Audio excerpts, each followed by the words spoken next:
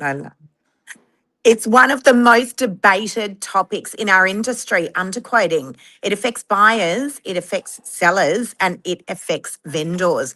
We're going to unpack it this morning. I've got two incredible women here with me, alongside Billy as well. I have Rosie Sullivan from ACOP, Australian College of Professionals. Good morning, good morning. And I have Lisa JEMMERSON as well, who is the Guru Swami solicitor in our industry from JEMMERSON Fisher. Don't look scared, Lise.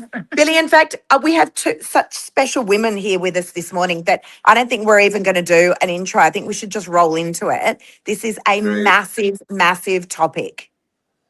Yeah, absolutely. And I'm got some really good questions for these guys. Should we just go straight into the questions, the Q&A? Yeah, let's go straight into the questions. You tell me who I need to direct it to, because I've got, as I said, I've got these two women here. These women pretty much run the world, by the way. Yeah, Definitely the real estate world. Behind the scenes, certainly. Morning, ladies. Thanks for joining. I've got a question. First and foremost, are you seeing more underquoting now, or was it more prominent 10 years ago when buyers or vendors could say offers over? That was my first question. That's directed to me. That's directed to you. Yeah. Okay. Well, I'll jump in and grab it. It's not necessarily underquoting is the first thing that I would like to say, is that most agents are working within the guidelines that have been issued by the regulator.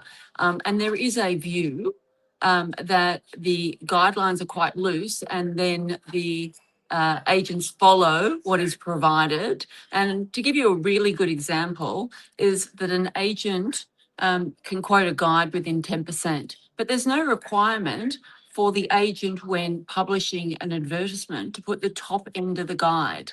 And so the agents put the bottom end of the guide, and then if it sells 15% over at the auction, then you've got consumers and often the regulators saying, oh, well, you overquoted 15%.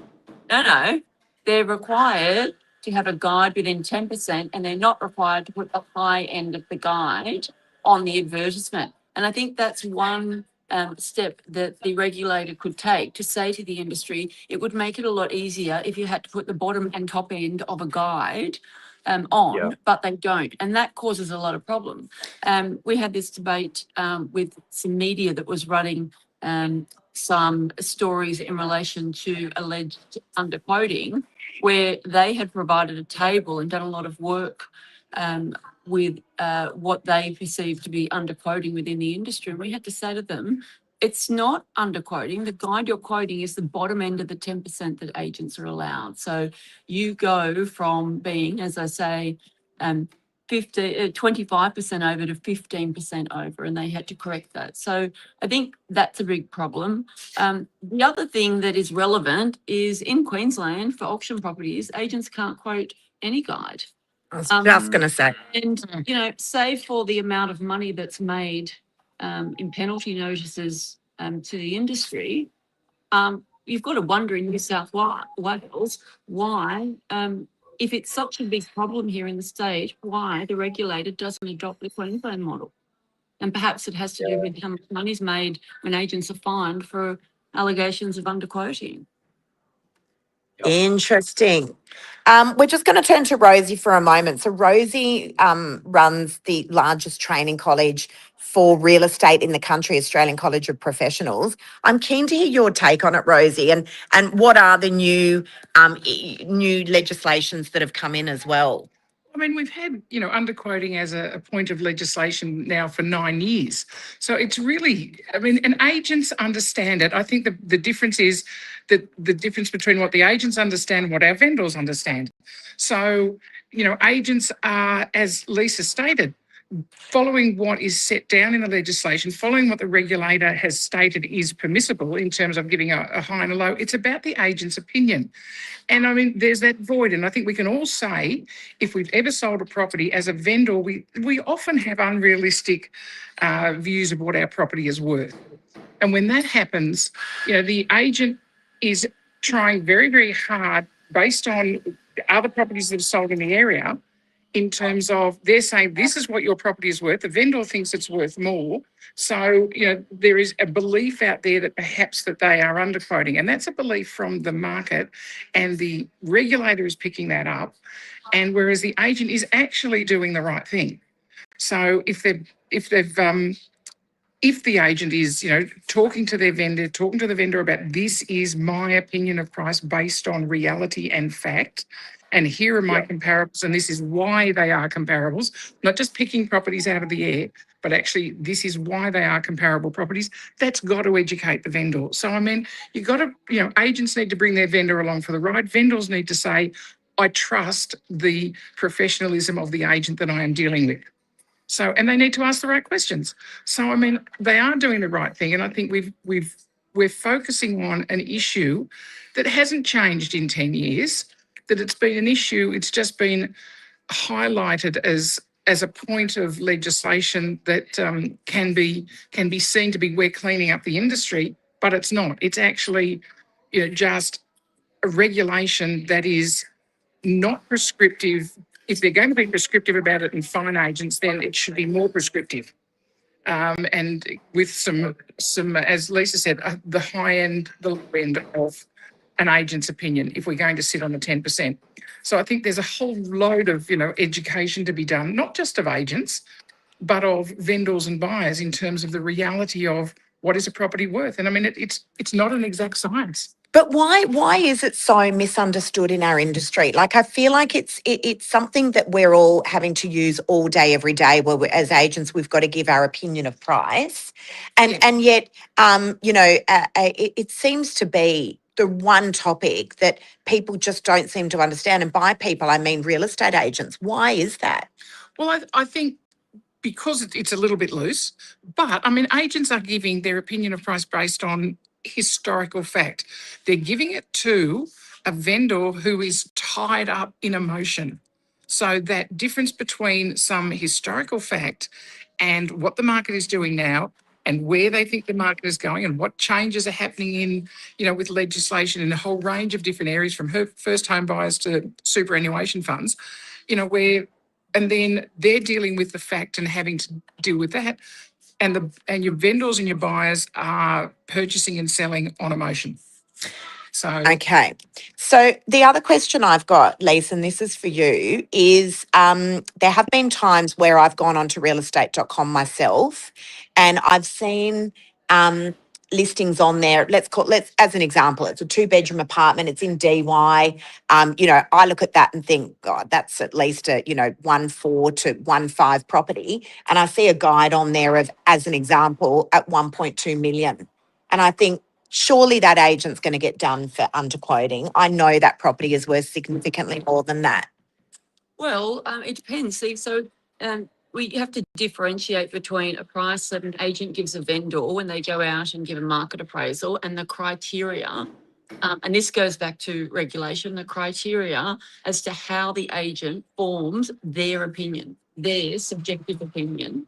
And it's in part subjective and objective. And by that, I mean, they can't just base their opinion on nothing. So they would look at past sales and comparable properties on the market.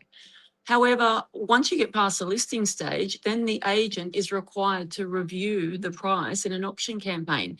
And if the agent's not getting a lot of people through, if other properties have sold under what the agency may consider to be market, there's very little interest. There may be an issue, external issue such as interest rates. It may be the agent's opinion that although the property at the beginning might have been, the agent's opinion might have been 1.5, the agent might be saying, now, look, we've only had 2 couples through. We've been on the market for 3 weeks. We actually think this market is at 1.2 and guide at that price. Now, the agent's able to do that in so long as they can substantiate it and as to how they arrived at that, and then also that they advise the vendor as well. So there's forms and things to be done. But there isn't a set criteria. There's not a checklist of things that agents must go through. And often it's coming off the back of buyers feedback, and buyers don't walk into auction properties going, I'm just going to pay 1.5. They keep their cards close to their chest. And that's the feedback that is going back to vendors. There's a lot of complaint about that. And there's a lot of complaint about agents doing price revisions that are based on buyer feedback. But that's what the system is. That's the way that it is set up. And those complaints could be overcome perhaps with the regulator formulating how a price revision is meant to be done. Real estate agents are not valuers. You know, valuers go off and have university degrees and have a lot more training and education, and they're valuers. Real estate agents are not. And we've had changes to the training regime for real estate agents, but still, this is an agent's opinion as to price. And while ever you have regulations that are very subjective and directions that are coming from the Commissioner for Fair Trading in relation to pricing, it's going to be very subjective and you're going to have complaints. But you know, there is an option to follow the Queensland model, and then buyers could work out and do their own homework as to what a property's worth, and then decide at what figure they're going to bid to. What are your thoughts on that, ladies? Well, I think, you know, value, you talk about valuation, but I mean, valuation and, you know, an agent's opinion of price, whilst based on, you know, historical facts, it's not an exact science. There is no exact science about this. So I think the guidelines need to be much more accepting of the variation that can happen, if, you know, any type of announcement is made by government or anything changes in interest rates or anything, you know, all of a sudden a market can turn and or it can start. Well, look at the last few years. It's been a roller coaster. It certainly has. Yeah. And so agents are left in the middle of all of that, and vendors are left in the middle of all of that, trying to, you know, ascertain where they're actually at with that. So I mean, I think there actually needs to be, you know, a better way of doing this. And I mean, when, you know, an agent might give an opinion, but a vendor is expecting more and wanting more, how is that advertised? Again, it's looking like the agent is underquoting when they're not. They've given their considered professional opinion of price. So I think we've got a problem that hasn't been fixed by the legislation. And, you know, from an agent's perspective, there's so much work that's required. There really is, because, you know, we can give an opinion of value, we can get it wrong because we're not the market. You know, we can look at, you know yourself, Billy, you know, you can look at comparables. Then the market comes through, they see stuff that we just didn't see as real estate agents, but the buyers are the market. And so we can get it wrong as well. So, you know, it is important that we fill out the right paperwork. Have you got any other questions for these ladies, Billy? Because I've just got one final question. I just want to Been say, very quiet there, Billy, this filling morning. out the right paperwork is also about giving the detail that goes with it. So there needs to be good reason, and that good reason needs to be shared with vendors, shared with purchasers, and then you've got a discussion that's worth having. There you go. I love that. Final question. You've got just as an example, you've got a disgruntled vendor and their parting words are, I'm going to fair trading. Whether they have a case or they don't have a case, that's not relevant. Do fair trading have to look into every single complaint that comes their way? Well, it doesn't go nowhere is the short answer. If a consumer complains, someone at Fair Trading, and there are different levels as to whether or not a complaint escalates, but I can say someone at Fair Trading looks at it. But for the real estate industry, it's part of your ticket of entry to be in the real estate industry. And it's whether you're a real estate agent or you're a solicitor, someone makes a complaint, they're entitled to go to a regulator and have an independent person look at it.